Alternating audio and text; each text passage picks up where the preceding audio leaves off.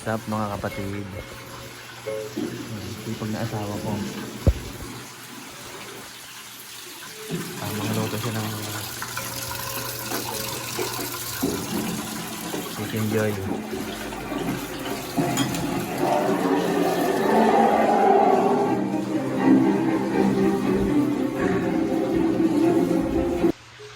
Ayan, tamang luto siya ng ulam, no? Kahit maingay yan sa bahay, maasikaso naman yan. Sadyang ganyan talaga mga babae, no? Maingay, mabunganga, pero maasikaso naman sa bahay, no? Kaya lang talaga yung ano sa kanila, para sila mga speaker, no? Kasi tayong mga lalaki minsan, may time na wala tayong pakialam sa bahay natin, no? Kahit makalat. Kumbaga, ano yan parang yan yung ingredient ng pagkasama sa bahay, no?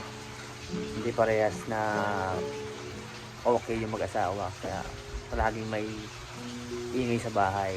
Yan yung tinatawag na pagmamahalan, no? Kahit maingay yan, mahal na mahal ko yan. Yan na lang yung isang babaeng mahal na mahal ko sa buhay ko. Magluto siya ng ulam. Magluto siya ng fried chicken. Hindi ko alam kung adobo ba yan o nilaga o tinola. Masarap yung ulam ngayon, guys. Manok.